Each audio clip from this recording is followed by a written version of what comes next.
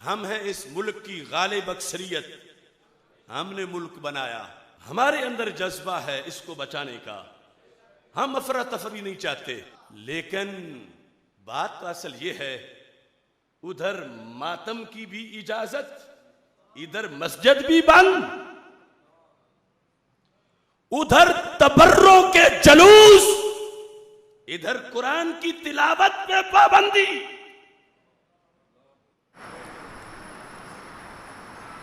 کہتے ہیں جی کیا ان مجلسوں سے وائرس نہیں پھیلتا؟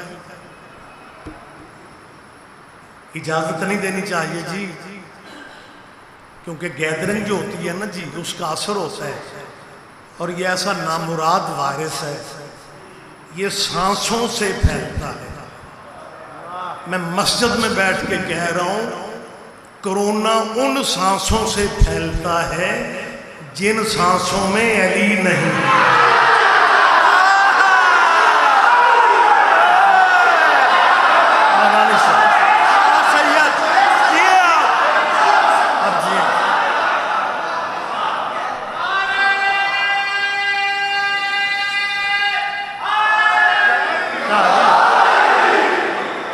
بہت شکریہ، بہت شکریہ۔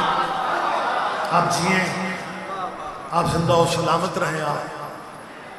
میں ہمیشہ کی طرح آج بھی اعلان کر رہا ہوں کہ ہم لوگ نہیں تھے، یہ مجلسیں تھیں، اور ہمارا یہ بھی ایمان ہے کہ ہم نہیں ہوں گے، مجلسیں پھر بھی ہوں گی۔ کہتے ہیں جی بیماریاں، عالمی وبا، مولوی جی اچھا ایک مجلس رک جائے نا تو وہ ایک نیٹ پہ وہ کراچی کا بندہ ان کا آ جاتا، مبارک ہو مسلمانوں، مجلس روک دی گئی۔ اور میری اس مولوی سے اپیل ہے، شیعہ اس سرزمین پہ، صرف اس سرزمین پہ نہیں، دنیا جہاں کی ایک ایک نکر کی بات کر رہا ہوں، ایک بھی شیعہ دنیا میں نہ رہ جائے، اللہ حسین کا عزادار بن جائے۔ مہربانی سے، مہربانی آپ جی، بہت شکریہ، بہت شکریہ، مہربانی سے، مہربانی سے۔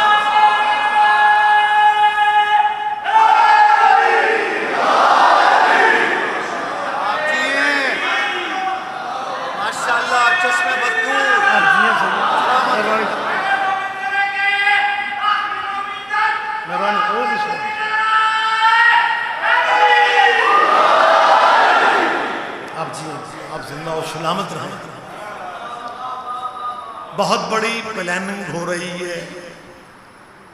اصل میں کچھ ایسے اس ملک میں بدقسمتی سے پاکستانی ایسے بھی ہیں جن کے باپ دادا نے تخلیق پاکستان کے وقت قائد اعظم کی مخالفت کی تھی، تحریک پاکستان کی مخالفت کی تھی۔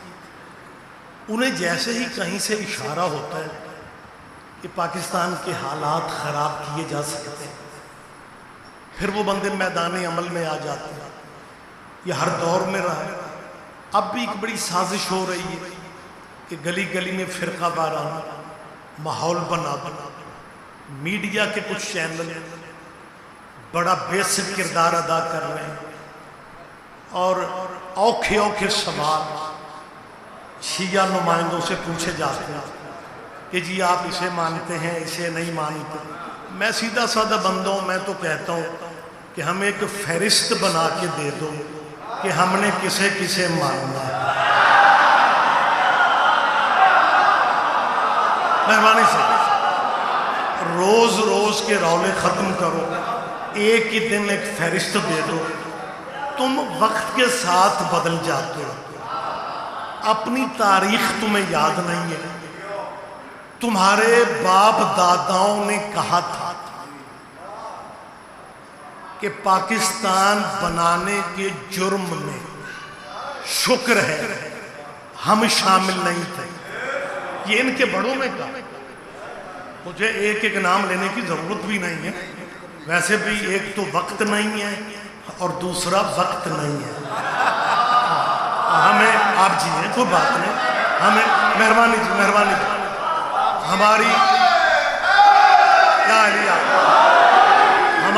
ہماری کوشش ہے کہ پیغام بھی پہنچ جائے اور کسی کی دل آزاری بھی نہ ہو، کیونکہ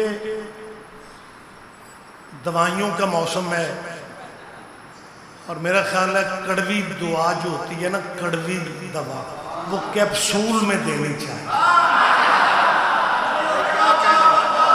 لہٰذا میں آج کے اس اجتماع کے حوالے سے ایک کیپسول دینا چاہ رہا ہوں کہ جن کے باپ دادا نے پاکستان بنانے کے جرم میں محمد علی جناح قائد اعظم کو کافر کہا تھا، آج انہی کے بچے کہہ رہے ہیں کہ ہم پاکستانی ہیں، ملک ہمارا ہے. شیعوں کا اس ملک میں کیا ہے؟ وہ تیرے ابے نے ملک بنانے کی وجہ سے قائد اعظم کو کافر کہا اور تو اپنے باپ کی حلالی اولاد ہو کے یہ کہہ رہے کہ پاکستان ہمارا ہے. تیرے بڑوں نے بانی پاکستان کو کافر کہا اور تو کہہ رہا پاکستان ہمارا ہے. لیکن میں سمجھتا ہوں اس میں تمہارا قصور نہیں ہے، یہ تمہاری پرانی پرابلم ہے. تم وارثوں کو کافر کہتے ہو، ورثے پہ قبضہ کرتے ہو. رحمت فرمائے، خدمت فرمائے. بہت شکریہ، مہربانی سے، مہربانی سے، مہربانی سے.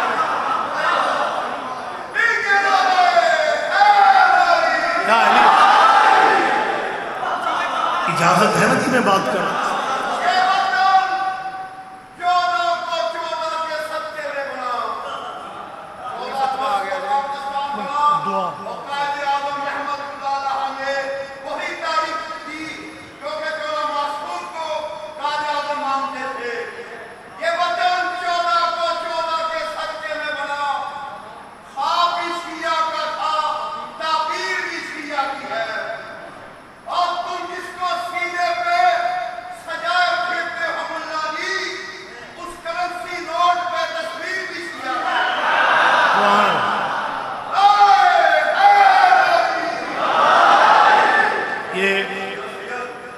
بھرپور اجتماع ہے اور قبولیت دعا کا کوئی لمحہ پتہ نہیں ہوتا. یہ میرے عزیز مومن نے ملک ذیشان باقر، ان کی بیٹی بیمار ہے، چلڈرن ہاسپٹل میں ہے، آپ دعا کیجیے مالک ذکر کا صدقہ اس بچی کو شفا نصیب. اجازت دے رہے میں بات جاری رکھوں؟ بہت شکریہ، بہت شکریہ. اچھا، سازش پھر وہی فرقہ وارانہ. اچھا دیکھیں، میں جی دے دیں مجھے. اچھا جی بھی سوری، بڑی گہری سازش. اچھا پہلے سازشی مولوی ہوتے تھے، اب ہمیں اینکر بھی صحافی بھی سازشوں میں نظر آ رہے ہیں. حضرت اموی بادشاہ گزرے، حضرت عمر بن عبدالعزیز، ان کی قبر کی توہین کی گئی. حضرت عمر بن عبدالعزیز پڑھے لکھے دوست جانتے ہیں، یہ بنو امیہ کے آخری بادشاہ ہیں. نام عمر ہے اور اچھے تھے.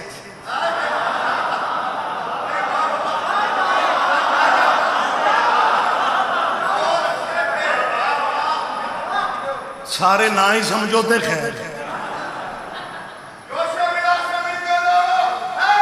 مہربانی صاحب، مہربانی.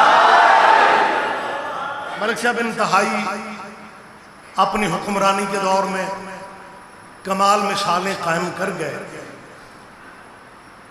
اور میں سمجھتا ہوں کہ بہت بڑا مسئلہ بھی انہوں نے حل کر دیا. ان کی قبر کی توہین کی گئی اور میں بڑی احتیاط سے بات کر رہا ہوں کیونکہ ہم مشکل دور کے خطیب ہیں، بخدا آپ بھی ہمارے ساتھ ہی شامل ہیں۔ سازش کے تحت الزام لگایا جا رہا ہے پاکستانی مسلمانوں کو جذباتی کرنے کے لیے کہ جی حضرت عمر بن عبدالعزیز کی قبر کی توہین کی گئی، لہذا مسلمانوں غیرت ایمانی کا ثبوت دو۔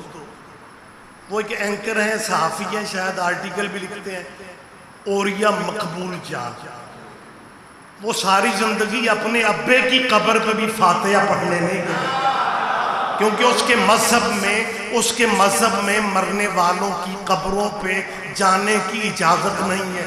اور جب تیرے مذہب میں تیرے ابے کی قبر تک جانے کی تجھے اجازت نہیں ہے، تو قبروں کا دفاع کرنے کہاں سے آ گیا؟ اور بھائی تیرے مسلک میں تو قبروں کا احترام ہے ہی نہیں۔ ہاں یہ ایک مسلک موجود ہے مسلمانوں میں جو کہتے ہیں جی مرنے والے کے لیے دعا نہیں کرنی چاہیے، مرنے والے کو دعا نہیں پہنچتی۔ یہ شیعہ سنیوں نے رسمیں بنائی ہیں، یہ قبروں پہ جاتے ہیں، مرنے والوں کے قل کرتے ہیں، دسمیں کرتے ہیں، 40ویں کرتے ہیں، جبکہ حقیقت یہ ہے، یہ میں نہیں کہہ رہا، وہ کہتے ہیں حقیقت یہ ہے کہ مرنے والوں کو دعا نہیں پہنچتی۔ آپ نے جب تک چپ رہنا نا، میں نے بھی یہی کہتے رہنا کہ مولوی کہتا ہے مرنے والوں کو دعا نہیں پہنچتی، مرنے والوں کو، آواز میری ماڑی چنگی سمجھ آ رہی ہے؟ مرنے والے پچھلے بھائیوں کو نہیں سمجھ آ رہی ہے؟ اچھا مہربانی سر، مرنے والوں کو ایک مسلک ہے اس ملک میں جن میں یہ مقبول جان صاحب بھی چھپے ہوئے رستم ہیں، بچ بچ کے گزرتے ہیں، جب موقع ملتا ہے شیعوں کی مخالفت میں کوئی نہ کوئی بیان دے دیتے ہیں جی کب مرنے والوں کو دعا نہیں پہنچتی۔ میری قوم کا جید مجمع میرے سامنے، کیمرے موجود ہیں، میں کوئی ڈرائنگ روم میں بات نہیں کر رہا، میں کوئی بیٹھک میں بات نہیں کر رہا، میں سمجھتا ہوں یہ مجلسوں میں باتیں کم کی جاتی ہیں، لیکن میں تیری ان نئی نسل کے ذمہ دار ان مفتیوں اور ان اینکروں سے پوچھ رہا ہوں کہ اگر مرنے والوں کو مرنے کے بعد دعا نہیں پہنچتی پھر یہ نماز جنازہ کیا ہے؟